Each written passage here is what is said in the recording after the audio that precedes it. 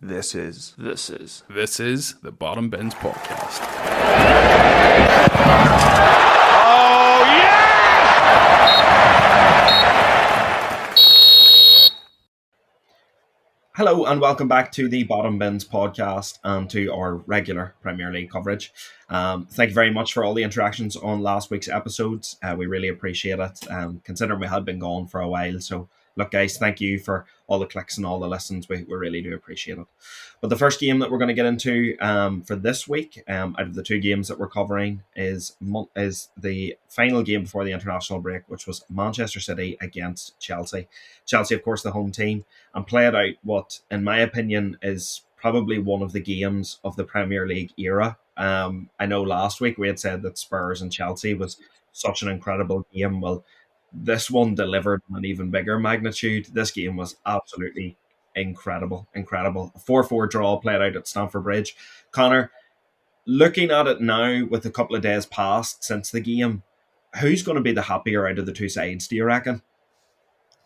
Yeah, it's a strange one because I thought Chelsea played really, really well. We had given them a bit of slagging previous week against Spurs, how poor they were, but I thought Chelsea were very impressive and I thought that at least deserved a point. You could say City would be disappointed because they were winning in the 90th minute and they gave away a stupid penalty. It's very hard to know because, like with City, it's at this stage of the year, they don't seem to reach their full potential. They just seem to get by, get their points away from home. Going away to Chelsea away from home to get a point isn't the worst. I actually think it's one of them ones where both sides weren't too disappointed, to be honest. Especially Chelsea, because you can see there was great improvement there. They played really good football, and we'd said it though last week. We said they'd been playing actually not too badly, Chelsea, this year, and just hadn't been taking their chances. But on Sunday they definitely took their chances, and they're playing the best team in Europe, arguably in the world, and they get a point, and they probably feel like they could have won the game, which just shows how much they improved, especially from what they played against Spurs, where they were shocking. Absolutely. The performance here was definitely a lot better, a much superior performance this time around from the Blues. But I think there are a couple of interesting talking points within the game here, Connor. For me personally, just if we stick with Chelsea for the minute, I really feel like this is the result that Pochettino can kind of build off now. This is the one where, things might actually start to look up for Chelsea now past this result. But as well, Connor, Reece James, Thiago Silva in the defence for Chelsea, I thought were absolutely excellent. Thiago Silva's come under a lot of criticism this season, and to be honest, at times, rightly so. But I thought he had an absolutely outstanding game. The Akanji goal, I think he is a bit at fault for. He does kind of leave him maybe 2 yards unmarked, which is unlike him really. But I thought him and Reece James, especially against Man City, were excellent. Was there anybody else you can just think of off the top of your head that maybe deserve a shout out from Chelsea's perspective? I would agree with you. I thought, it was weird because Thiago Silva also scored an own goal, but he was unlucky. I think for a 39-year-old to be playing at this standard, when he first came to the Premier League, he was 35, 36. I was like, this is a crazy signing. He'll get found out, but he's been really good for Chelsea, one of their most consistent performers. I think Sterling, brilliant again, brilliant all season. It's crazy he's not back in the England panel. He was in the England panel when you thought maybe he's underperforming, but this season I think he's been really, really good, and he's just a constant threat. And he got in the box. It was kind of a similar goal to what he was scoring for City, or when he was playing for City. Just getting in the box. It was kind of like a striker. It's kind of what you want Jackson to do. Jackson scored again 4 goals in 2 games. What a player. He did do well with the goal, to be fair to him. He did, guess that Ederson could make a mistake and he was in there. But Cole Palmer, I thought, was really, really, really good. He's getting a lot of plaudits, and I just thought he stepped up as well, taking the penalty in the 93rd minute against his former team, sticks it in the top corner. Probably Ederson knew where he's going, but he picked the spot brilliantly, and I thought throughout the game he was a bright spark for them. And as you said, I thought Reece James was very good, and I think if they could keep him fit, he will be one of the best right backs in the Premier League. Just the problem is he's always injured. But for Chelsea, just so many positives, and as I said, they could feel a bit, we'll probably come on to it now, but a few decisions didn't go their way as well. Yeah, I completely agree with you, Connor. I think a number of performers really setting their mark. Just like as you mentioned, Cole Palmer, this 20-year-old kid signs from Manchester City to Chelsea, and I think the commentary Peter Drury used was Man City's boy, now Chelsea's man. And I thought that was very apt. I thought it was very fitting because his performances this season in a Chelsea shirt have been actually really, really good, to be honest. At times, I've actually thought he's been Chelsea's most creative player, probably their best player at times this season. And for a young man of his age to be lighting up the Premier League the way he is, I'm sure City might feel a wee bit aggrieved that they've maybe lost out on a good player there. But look, nonetheless, we know the squad depth that Man City have. But yes, look, a couple of strange decisions within the game, Connor. But the one thing that's very poignant in my mind, especially, is we normally praise Man City for being fluid, open, great attacking football, and at periods they did show that against Chelsea, no doubt about it. But I think defensively they were, a bit suspect, really. Gvardiol making a couple of mistakes, Ruben Dias for the penalty. That's so unlike Dias. That I am looking at the game and I'm thinking to myself, Chelsea played well, absolutely, they were excellent. However, City defenders probably didn't help their side out the other day. Yeah, I would agree. I thought Diaz especially was very, very poor, which is strange because since he's came back into the side, they've looked a lot better at the back. The penalty as well. I think he was just expecting it was a Broja to shoot. And Broja obviously just has no confidence and he cut it back. Like 99 times out of 100, that's the wrong thing to do, but he got away with it. Akanji scored. I thought he played okay. But as you were saying there, I thought at the back they were suspect, and Ederson made a bad mistake as well for the third goal. And I thought the City's forward players probably impressed more, and they kind of got them out of jail because, as you said, they made a lot of mistakes, and it's unlike City. But yeah, I would say Diaz and who's that? Or Diaz. Well, Walker played okay, but Diaz and Gvardiol, definitely. Gvardiol for the second goal, done very poor. He kind of got caught under his feet. He's kind of playing like a right back as well because Nathan Ake's injured at the minute, which I think Nathan Ake, which is crazy to say, is a big miss for City because he is a very good player. But yeah, bad urge. But you know what? Holland 2 goals. I thought Foden played well. And Alvarez is always a threat too. So they got out of jail, get a point at Stamford Bridge. They played terribly, especially at the back. So can't be too disappointed. Yeah, agreed. I don't think disappointment will be the ultimate thing that City take away from the game, and I don't think it should be either, to be honest. Like you said, they have world-class forwards, and when you have world-class forwards in the side, there's always the chance that you're going to get goals at some stage within the game.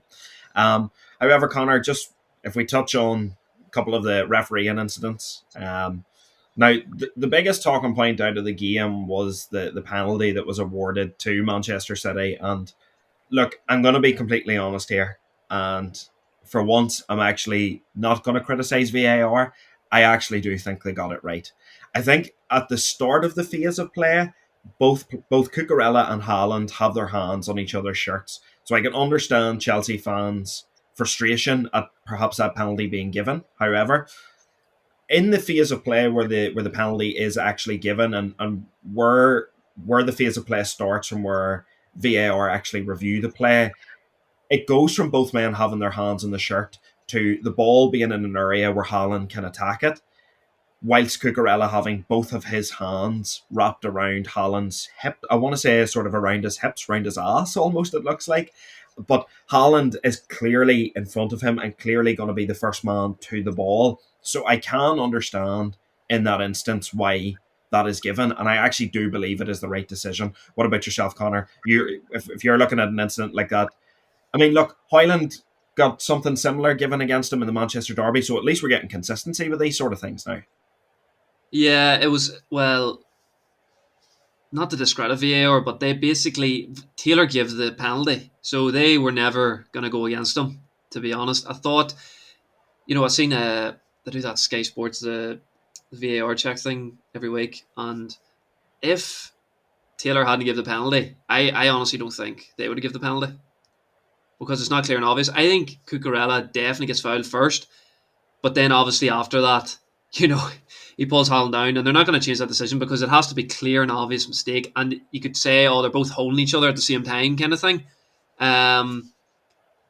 If I was a Chelsea fan, I'd be a bit angry, to be honest. I think, Taylor hasn't been the most, hasn't been the nicest to them as well. And it's just one of them ones. It's just like he gave the decision. It isn't a clear and obvious mistake. I understand why the penalty was given. I understand why VAR. They did look at it for a while though. They did double check. So that's why I think if it hadn't been given by Taylor, it wouldn't have been given by VAR because it wasn't clear and obvious. But that's the way it goes, and it just feels like City just benefit from all these decisions. Whatever it is about VAR, they just seem to benefit so much. You talked about that United one as well. It's just like every time we see it every week. We see fouls like that, and the other thing was Thiago Silva, cleared it, and I don't think Haaland was going to get there. But then again, you just don't know. But I don't think he would have got there. So it just feels like City always get the benefit of the doubt. But as you said, once Taylor makes that decision, you can't really change it. Yeah, absolutely. Look, I mean, it is, look, that is the one thing I will come back to this weekend is, it was awarded a couple of weeks ago for a similar incident, and now we've seen it again, a penalty awarded for a similar incident. So I'm hoping that the consistency is going to be there within this. We did say after the Manchester Derby, if these are going to be given, they need to be given then every week. And it does seem as though when these incidents crop up, it looks as though the precedence has been set and these are going to be given. So hopefully that is a positive surrounding VAR. Not that there is many positives surrounding it, but Connor, I've heard a lot of pundits and a lot of analysts saying that this is a game within the Premier League era. This is one for the ages. This is one that will go down as an absolutely crazy spectacle for the Premier League.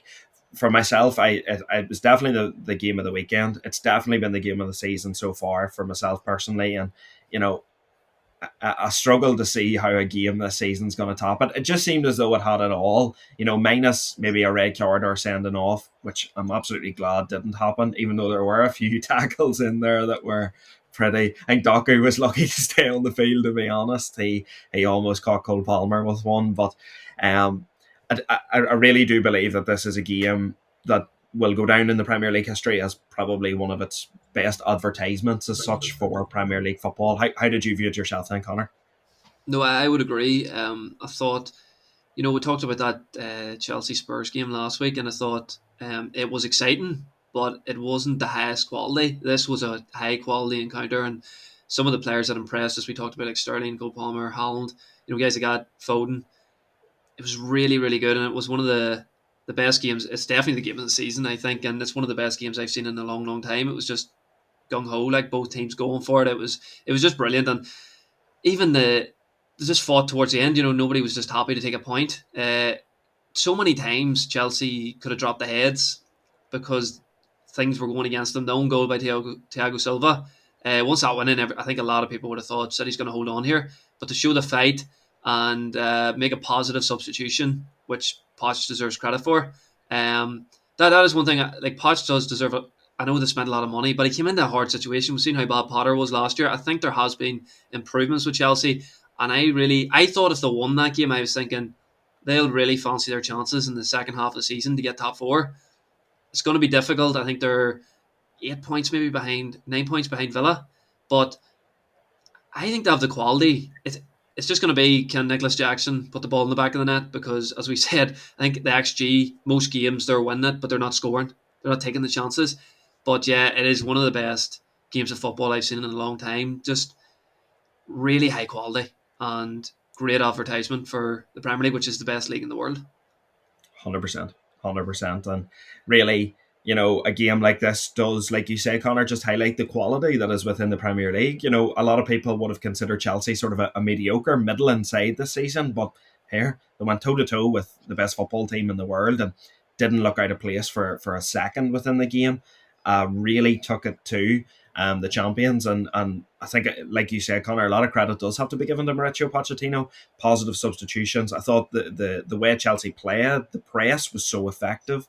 The way they moved in transition was so effective, and it's clear that things they've been working on. Even the set piece, the goal from Thiago Silva, it's clear that's something they've worked on the training ground. So obviously what they are working on the training ground is now coming into matches, and maybe Chelsea will kick on from this position.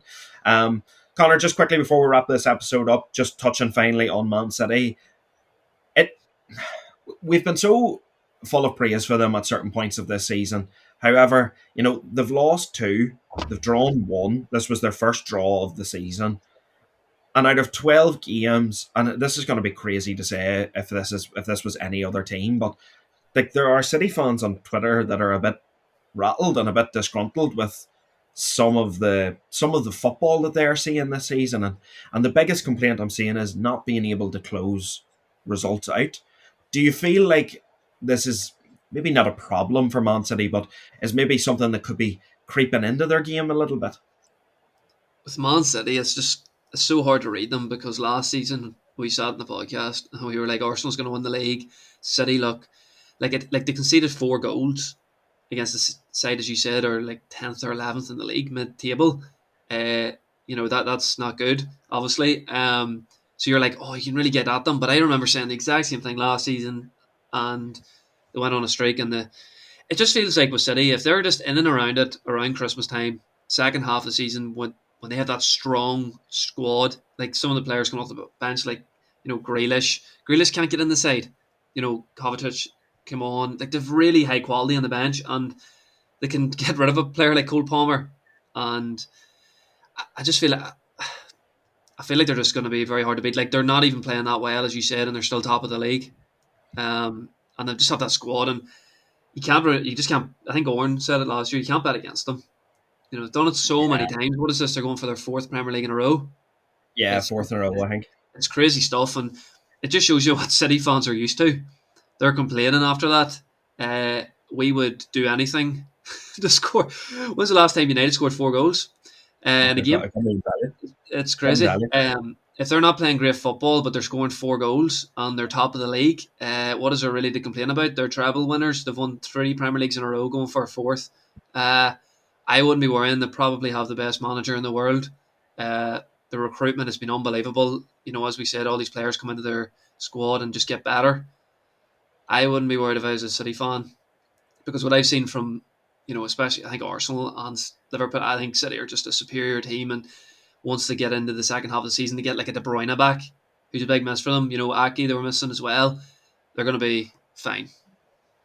Yeah, no, I agree. I do agree. I think Man City fans, especially on Twitter, you just need to halt pressing the panic button for a minute, because it's absolutely okay. Don't be worrying. You're still probably going to comfortably walk the league this year, if we're being totally honest. Well, folks, that's going to do it for this episode. Thank you very much for tuning in. As always, you can follow us at bottombinspod. That is Twitter, Instagram, and TikTok. We're also on Facebook now. It's the Bottom Bins Podcast on Facebook, if you want to head on over there and give us a like and a follow. And as always, keep it bottom bins. Keep bottom bins.